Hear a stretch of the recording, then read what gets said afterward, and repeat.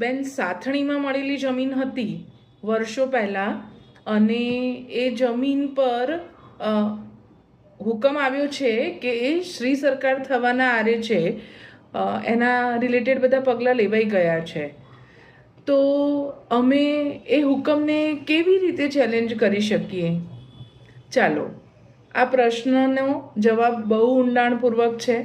એમાં ન પડતા પહેલાં તો સાથણીની જમીન એટલે કે સાથ ભરીને મળેલી જમીન, એને આપણે શાંતિથી અને અહીંયા જોઈશું.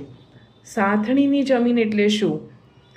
પહેલાં સાથણીની જમીન એટલે કે સરકારની જે થોડી ઘણી પડતર જમીનો હતી, એ પડતર જમીનો માટે નબળા વર્ગો, માજી સૈનિક જે રિટાયર થઈ ગયા છે એ, આદિવાસી, અનુસૂચિત જાતિ જનજાતિ, એવી બધી જે પણ વ્યક્તિઓ છે તે અરજી કરતી, અને અરજી કરવાની સામે સરકાર તેને આ પડતર પડેલી જમીનો સાથ ભરીને, સાથની એક રકમ ભરીને એમને ફાળવવામાં આવતી, જેથી કરીને ખેતી કે બિનખેતીનો ઉપયોગ, કાં તો એમાં પ્રોપર શરત દર્શાવેલી હતી, ઘણી વખત તો એની અંદર એની સમયમર્યાદા પણ દર્શાવેલી હતી.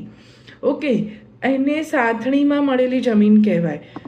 સાથણીમાં જે જમીન મળે છે, જો એ ખેતીની જમીન છે તો એ ખેડૂત ખાતેદાર બને છે, ખેડૂત ખાતેદાર હોય છે જ, અને તો જ એને સાથણીની જમીન મળે છે એની આજીવિકા ચલાવવા માટે થઈને, અને પછી એ ખેડૂત ખાતેદાર બને છે. ફ્યુચરમાં વારસાઈ હકે પણ એ આગળ વધી શકે છે. સાથણીની જમીન ઉપર ઘણા બધા નિયમો છે.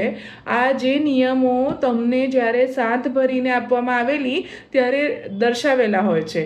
જો આની સામે કોઈ પણ ગેરકાયદેસરનો શરત કાં તો એનો ઉપયોગ થતો હોય અને તેમને જાણ કરવામાં આવે તો એ શરત ભંગના નિયમની સામે સરકાર એમાં પોતે એન્ટર થાય છે અને આ સાથણીની જમીન પાછી લઈ શકે છે.